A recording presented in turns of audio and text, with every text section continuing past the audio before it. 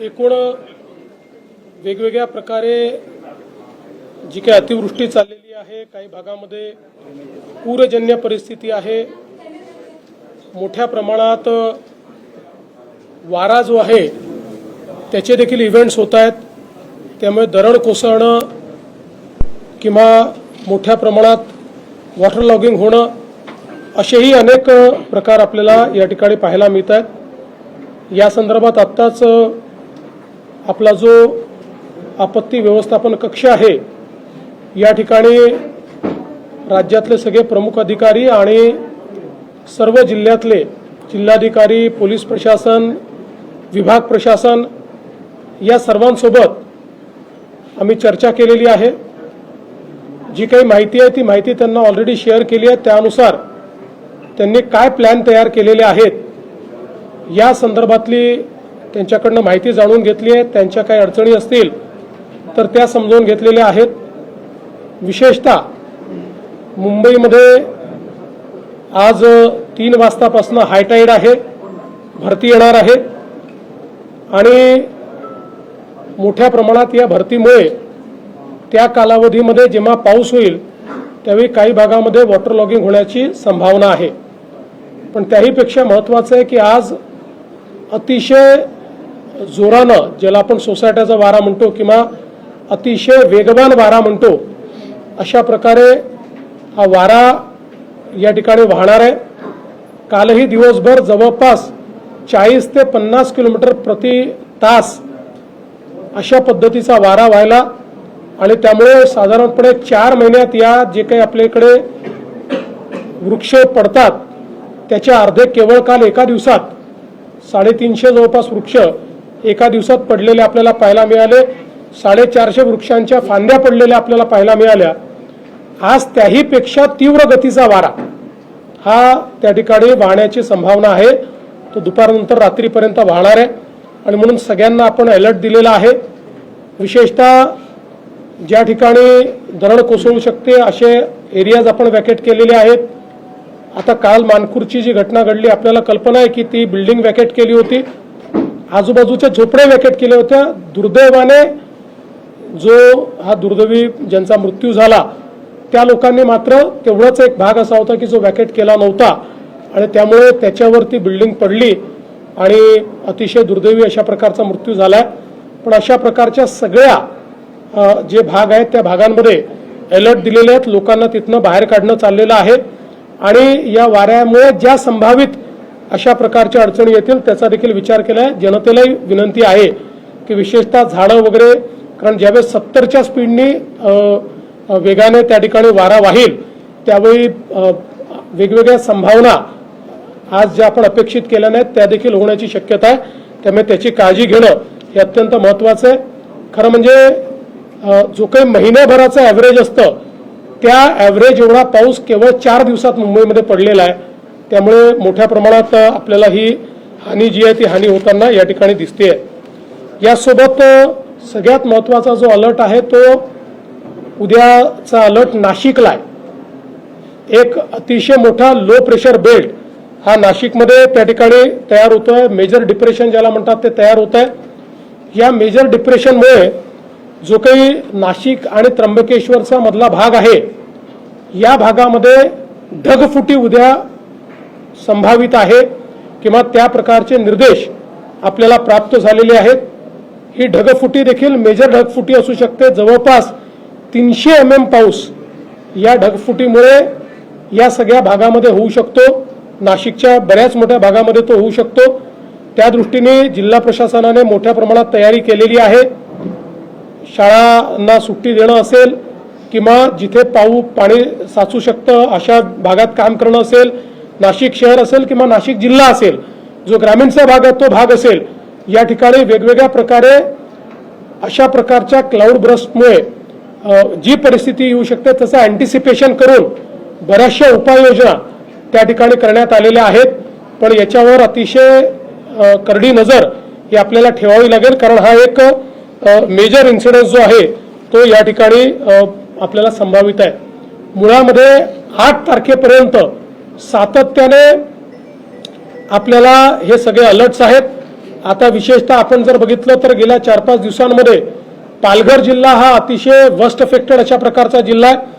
वसई विरारचा भाग असेल, पालघर शहराचा भाग असेल, याच्यामध्ये खूप मोठ्या प्रमाणात पाणी जंपण्याच्या घटना या ठिकाणी झालेल्या आपल्याला पाहायला मिळत आहेत। त्या ठिकाणचे रस्ते बंद आहेत। विशेषतः रेल्वे ज्या आहेत, या रेल्वे आपल्याला ज्या गुजरातमधून येणाऱ्या रेल्वे आहेत त्या आधीच मध्ये रस्त्यात थांबलेल्या आहेत। तिथल्या लोकांना रेल्वेतनं काढून रोडच्या माध्यमातून आणण्याचा प्रयत्न चाललेला आहे। जो अहमदाबाद मुंबई नवीन त्या ठिकाणी हायवे आहे, त्या ठिकाणी काही भागांमध्ये मोठ्या प्रमाणात काम चालू असल्यामुळे पाणी साठलेलं आपल्याला पाहायला मिळतंय आणि तिथे रस्ता बंद झालेला आहे। तोही रस्ता रिकामा करण्याचं काम हे चाललेलं आहे। पालघर जिल्ह्यामध्ये 4:30 वाजता त्या ठिकाणी पुन्हा भरती आहे। पाऊस आता थांबलाय पण पुन्हा तो पाऊस सुरू होणार आहे। त्यामुळे हा जो भरतीचा इव्हेंट आहे हा देखील आपल्याला अतिशय त्याच्यावर नजर ठेवावी लागेल, कारण त्यामुळे पुन्हा पाणी साठण्याच्या घटना या त्या भागामध्ये मोठ्या प्रमाणात होताना दिसू शकतील। रायगडमध्ये खूप मोठ्या प्रमाणात पाऊस आहे। रायगडचा सगळा आपल्या पश्चिमी घाटाच्या भागामध्ये मोठ्या प्रमाणात पाऊस आहे। आपल्याला कल्पना आहे की कालही महाबळेश्वरचा भाग असेल, लोणावळ्याचा सगळा भाग असेल, या भागामध्ये प्रचंड मोठा पाऊस म्हणजे ॲव्हरेजपेक्षा कितीतरी पट जास्त पाऊस हा आपल्याला झालेला पाहायला मिळाला। सावित्री नदीने धोक्याची पातळी ओलांडली आहे, पण सुदैवाने त्याचं डिसिल्टिंग झाल्यामुळे धोक्याची पातळी ओलांडल्यानंतरही अजून शहरांमध्ये पाणी शिरलेलं नाही किंवा ते आपण थांबवू शकलेलो आहोत, पण अजूनही त्याच्याकडे लक्ष आहे। काही नद्यांनी जवळपास 4 ज्या महत्त्वाच्या नद्या आहेत त्या 4 नद्यांनी धोक्याची पातळी ओलांडली आहे। त्यामुळे त्यातनं ज्या काही अडचणी आहेत त्या दूर करण्याच्या दृष्टीने मोठ्या प्रमाणात त्याच्याकडे लक्ष देणं हे चाललेलं आहे। आपल्याला कल्पना आहे की मुंबई गोवा हायवे जो आहे याच्यावर कशेडीला एक फार मोठा लँडस्लाइड त्या ठिकाणी काल रात्री झाला। जवळपास एक डोंगरच पूर्ण कोसळून तो खाली आला, पण आता तो सगळा मलबा जो आहे तो काढण्याचं काम चाललेलं आहे। आणि एकूण या अनप्रेसिडेंटेड अशा प्रकारच्या पावसामुळे आणि या सगळ्या परिस्थितीमुळे एकूण या हायवेवर 8 ठिकाणी अनपेक्षित अशा प्रकारच्या लँडस्लाइड झालेल्या आहेत, पण आता जवळजवळ सगळं क्लिअर करणं चाललेलं आहे। आता हायवे कसा सुरू करता येईल किंवा पूर्ण क्षमतेने कसा तो करता येईल याकडे एक मेजर लक्ष देणं चाललंय। मुंबई पुणे जो आपला आहे त्याच्यावर तर आपल्याला कल्पना आहेच, त्याही ठिकाणी मोठ्या प्रमाणात म्हणजे जवळपास 100 टन मलबा हा त्या ठिकाणी इतक्या मोठ्या प्रमाणात लँडस्लाइड झालेला आहे आणि अशा भागात झालाय की ज्या ठिकाणी साधारणपणे यापूर्वी कधी होत नाही अशा भागामध्ये हा लँडस्लाइड झालेला आपल्याला पाहायला मिळतोय। त्याच्यातला जवळपास 70 टन मलबा हा काढून टाकण्यात आलेला आहे। आता पुण्याकडे जायचा जो मार्ग आहे त्याच्यावर 3 लेन सुरू आहेत, पण मुंबईकडे यायच्या मार्गावर एकच लेन चाललेली आहे। पण पुढच्या 1.5 तासामध्ये यातला बराचसा पार्ट रिस्टोर करायचा अशा पद्धतीनं काम चाललेलं आहे। शिवेंद्रराजे आपले जे मिनिस्टर आहेत ते देखील त्या ठिकाणी गेलेले आहेत आणि सगळ्या टीम ज्या आहेत त्या अत्यंत वेगानं त्या ठिकाणी काम करतायत। साताऱ्याचा जर आपण विचार केला तर साताऱ्यामध्ये घाटाच्या भागामध्ये आणि विशेषतः जो काही पश्चिमी घाट आहे त्या भागामध्ये मोठ्या प्रमाणात अतिवृष्टी झालेली आहे। तिथेही जे काही त्या ठिकाणी काळजी घ्यायची ती घेतली गेली आहे। कोल्हापूरमध्येही आता हळूहळू धोक्याच्या पातळीकडे त्या ठिकाणी पाण्याची वाटचाल चाललेली आहे। अजूनही लो लाईंग एरियाजमध्ये मोठ्या प्रमाणात पाणी शिरलेलं नाही, तिथे आपण लक्ष ठेवून आहोत आणि तिथे पुराचा धोका जो आहे तो होऊ नये अशा पद्धतीनं तिथला देखील प्रयत्न जो आहे तो चाललेला आहे। पालघर जिल्ह्यामध्ये एक छोटं धरण आहे, त्याच्यामध्ये काही भागामधनं त्या ठिकाणी त्याचं पिचिंग निघून गेलेलं आहे, त्यामुळे त्या धरणाला कदाचित धोका निर्माण होऊ शकतो। म्हणून तिथले जे खालची गावं आहेत तिथल्या काही लोकांना इव्हॅक्युएट करण्याचं काम चाललं आणि पॅरलली तिथे धोका निर्माण होऊ नये या दृष्टीनं जे काही इमर्जन्सी उपाय करता येतात ते उपाय दुरुस्तीचे ते करणं देखील मला असं वाटतं चाललेलं आहे। एकूणच 8 तारखेपर्यंत ही सगळी परिस्थिती जी आहे ही आपल्याला अत्यंत लक्ष देण्यासारखी आहे। वारी सुरू होते, वारीच्या निमित्तानेही खूप मोठ्या प्रमाणात अतिवृष्टीमुळे इंद्रायणीवरचे 4ही पूल जे आहेत हे पाण्याखाली चाललेले आहेत, त्यामुळे वारकऱ्यांना ही विनंती आहे। आता वारी 10 तारखेला पुण्यात पोहोचते आळंदी आणि देहूवरनं, तर ती वारी तर आपण तिथे आणू, पण वारकऱ्यांनी आता तिथे न जाता पुण्यामध्येच आलं पाहिजे, कारण तिथे जाणं हे धोक्याचं आहे. त्यामुळे सगळ्या वारकऱ्यांना ही विनंती आहे की मोठ्या प्रमाणात देहू आणि आळंदीला जमा न होता त्यांनी जर पुण्यामध्ये ते आले तर अधिक सोयीचं होईल किंवा त्यातनं कुठलेही डिझास्टर होणार नाही. बाकी वारी करता ज्या काही व्यवस्था करायच्या आहेत त्या मोठ्या प्रमाणात केल्या आहेत. आता पावसाची परिस्थिती पाहून जास्तीत जास्त जर्मन हँगर्सच्या माध्यमातून वारकऱ्यांची व्यवस्था झाली पाहिजे आणि कुठेही त्रास होऊ नये या दृष्टीनं देखील जी काही व्यवस्था करायची ती राज्य शासनाने केलेली आहे. मला असं वाटतं की हे जे काही आपण अलर्ट्स सातत्याने या ठिकाणी देतो आहोत, ही आपली जी काही डिझास्टर मॅनेजमेंटची जी आपली इथला जो कक्ष आहे हा कक्ष 24 तास या ठिकाणी काम करतोय. आपले ज्या सचिव आहेत, सचिव महोदया असतील, सगळी इथली टीम असेल, हे सातत्याने सगळ्या जिल्ह्यांची सगळ्या विभागांची आणि अगदी गाव पातळीपर्यंतचे अलर्ट्स आपल्याकडे आहेत ते गाव पातळीपर्यंत पोहोचवण्याचं काम हे या कक्षातनं होतंय. सोबत बीएमसीचा कक्ष देखील त्याच पद्धतीनं काम करतो आहे. माझी सगळ्या नागरिकांना विनंती आहे की अनावश्यक प्रवास टाळावा. जो कालावधी सातत्याने आम्ही सांगतोय अति पावसाचा आहे किंवा जो कालावधी अधिक वेगानं धावणाऱ्या वाऱ्याचा आहे त्या कालावधीत रस्त्यावर येणं टाळावं. अत्यावश्यक असल्याशिवाय लोकांनी त्या ठिकाणी अशा पद्धतीनं कम्युटेशन करू नये अशा प्रकारची सर्वांना विनंती आहे.